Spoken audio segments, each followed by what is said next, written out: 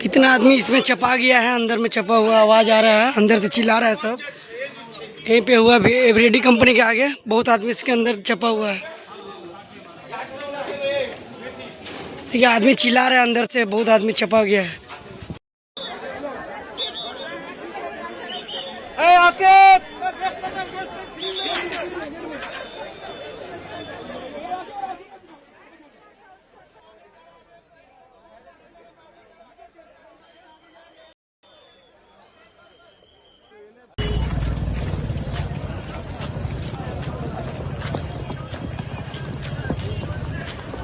Gate में चल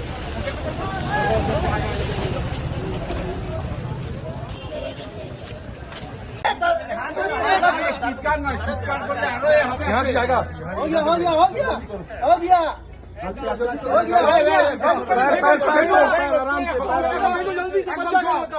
गया कमर पकड़ो, कमर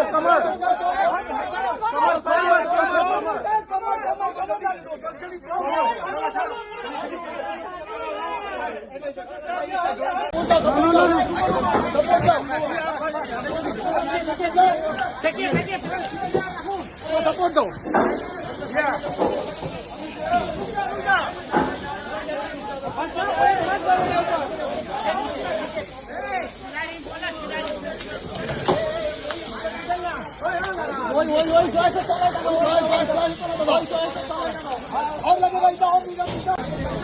দম ছুটে লোক মরে যাবে, পানিকে মরে যাবে। पूरे इस जगह पे कम से कम सैकड़ों लोग दबे हुए हैं और ये हमारा कलकत्ता पोर्ट, श्यामा प्रसाद मुखर्जी का पोर्ट, और ये जो यहाँ पे बना रहे हैं बड़े बड़े लोग, क्या शंभू बेरा, ये शंभू बेरा का इलाका है और असगर यहाँ पर कंस्ट्रक्शन कर रहा था। और ये क्वालिटी देखिए, क्वालिटी झड़झड़ा के है, लोग दब के मरे हुए हैं इस पे। हम चाहते हैं कि यहाँ पर सेवा मूलक काम सरकार के तरफ से जितने जल्दी से जल्दी हो। सर मत जाइए भैया मत सर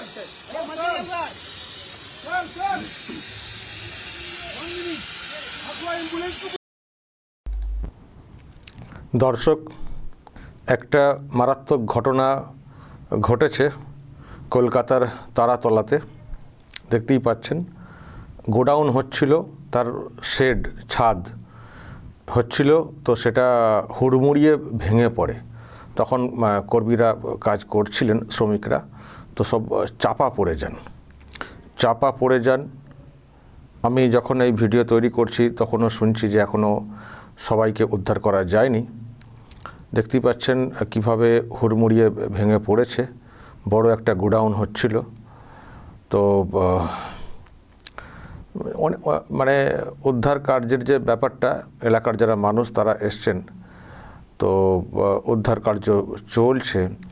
কিন্তু দর্শক, একটা কথা আমি বলতে পারি আজকের দিনে, মানে এটাও হয়তো ডাবল ইঞ্জিন সরকার বা একটা পজিটিভ সরকারের যে ভূমিকা, তার রেজাল্ট সেটা হচ্ছে, মানে ঘটনা যখন ঘটেছে, এই ধরনের ঘটনা ঘটলে প্রথমে যেটা হয় আর কি, মানে পুলিশ দমকল ছোটে, আরও যারা মানে সাহায্যকারী যে সংস্থা রাজ্য সরকারের, সেগুলো যায়। কিন্তু আজকে যেটা মানে আমরা খবর দেখছিলাম, যে ঘটনা ঘটার সঙ্গে সঙ্গে প্রায় মানে একযোগে মানে উদ্ধার কাজে ঝাঁপিয়ে পড়া যে বিষয়টা, আমরা সেনাকে পর্যন্ত উদ্ধার কার্যে নামতে দেখলাম। মানে পুলিশ, দমকল, সেনাকর্মী সব একযোগে তারা মানে উদ্ধার কার্যে নেমে পড়েছে। তো এতে যেটা হচ্ছে, উদ্ধার কাজের যে বিষয়টা তার গতি পেয়েছে। এমনিতে খুব ডেঞ্জার অবস্থা, দেখতে পাচ্ছেন লোহার সব বড় বড় বিম, সেগুলোকে গ্যাস কাটার দিয়ে কেটে বের করা খুব টাফ কাজ। কিন্তু যেটা মানে বলার আজকের দিনে, যে মানে এই সরকারের আমলে এই প্রথম কোনো বড় দুর্ঘটনা সামনে এলো।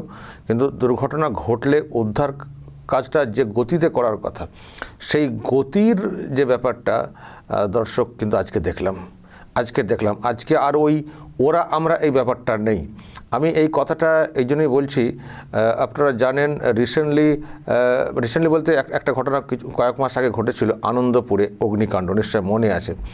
অগ্নিকাণ্ড ঘটার পরে উদ্ধার কার্যে যে গাফিলতি ছিল সেই গাফিলতি যদি না থাকতো সরকারের পক্ষ থেকে, তাহলে কিন্তু অনেক প্রাণ কিন্তু বাঁচানো যেত। মানে যেটা হয়েছিল, আগুন লাগার যে বিষয়টা হয়েছিল সে মনে পড়ছে আপনাদের, ওই কি মোমো কোম্পানি না কি কোম্পানি ছিল তো, এবং সেই ঘটনাকে চাপা দেওয়ার জন্য তো কত চেষ্টা হয়েছে। কিন্তু সেদিন যা দেখেছিলাম, মিডিয়ার রিপোর্ট যা দেখেছিলাম, আজকের এই তারাতলার যে ঘটনা, এর যা মিডিয়া রিপোর্ট দেখছি বিভিন্ন মিডিয়াতে, আপনারা নিশ্চয়ই দেখছেন, নিশ্চয়ই অনেক তফাৎ লক্ষ্য করছেন। ঘটনা ঘটেছে, এ তো খুব মারাত্মক বিষয়। যাদের গাফিলতি আছে সেগুলো দেখতে তো হবেই। একটা শেড ছাদ করতে গেলে যে ধরনের পরিকাঠামো রাখার, মানে যে ধরনের বিম বা সিস্টেমের মধ্যে রাখার কথা, সেটা ছিল না। সেই জন্যই তো হুড়মুড়িয়ে ভেঙে পড়েছে। তো কিভাবে হলো, কারা করছিলেন, এটা তো একটা ব্যবস্থা হওয়ার তো আছেই, তদন্তের ব্যাপার তো আছেই। কিন্তু তদন্ত তো ওইসব তদন্ত হবে পরে।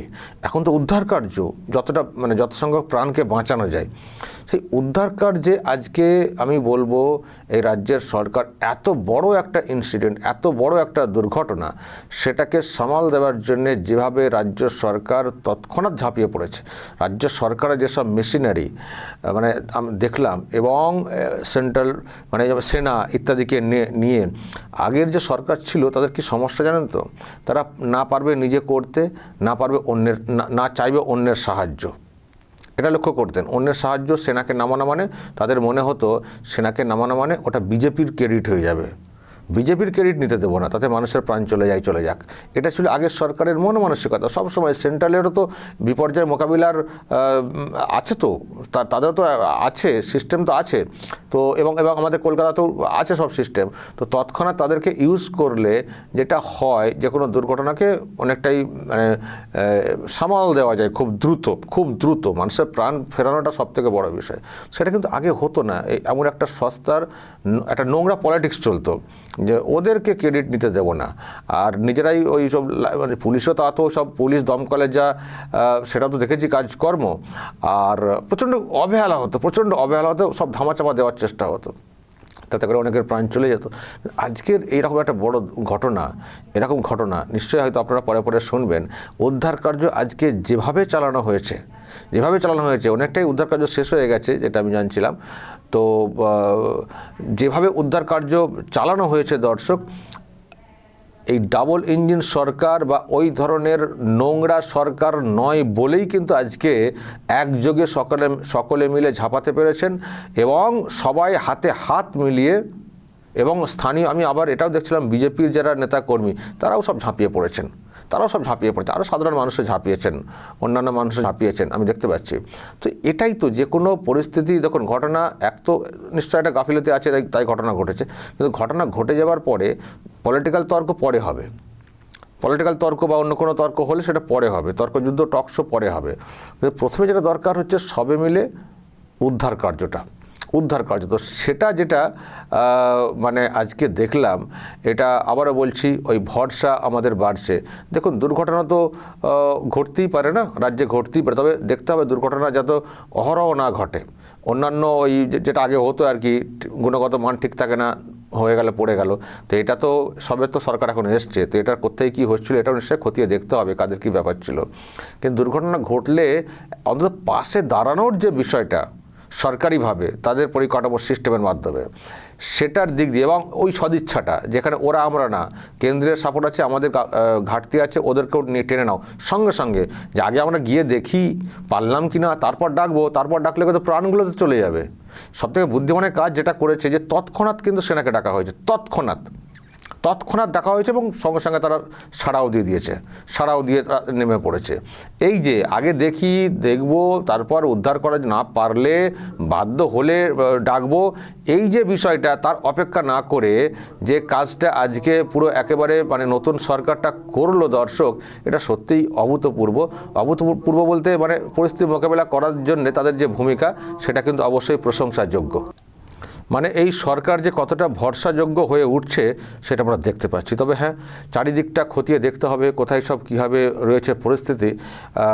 নাহলে ঘটনা ঘটে গেলে উদ্ধার কাজ নিশ্চয় করবে সরকার, কিন্তু ঘটনা যাতে আর না ঘটে সেটাও কিন্তু দেখতে হবে। এগুলো সব এক একটা মানে নমুনা কি হাল কঙ্কাল দশা হয়ে রয়েছে রাজ্যের বিভিন্ন প্রান্তে। তো যাই হোক দর্শক, উদ্ধার কার্য চলছে। আমি শুনছি কয়েকজনের প্রাণ চলে গেছে, যেটা বুঝতে পারছি এত বড় একটা ঘটনা ঘটেছে।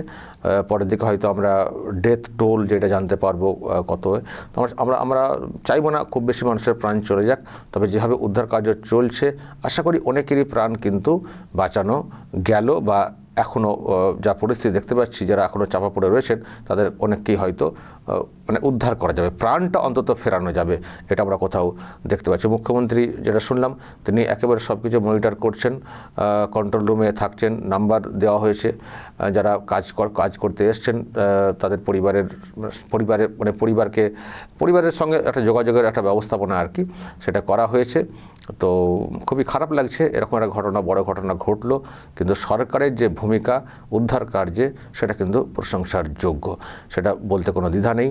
এখন আমরা চাইবো যারা জখম অবস্থায় হাসপাতালে ভর্তি হচ্ছেন, আমি শুনছি এসএসকেএমে অনেককে নিয়ে যাওয়া হয়েছে, তো তারা দ্রুত সুস্থ হয়ে উঠবেন এবং তাদের সব রকম ব্যবস্থা কিন্তু এসএসকেএমে করা হয়েছে, যেটা আমরা শুনতে পাচ্ছি।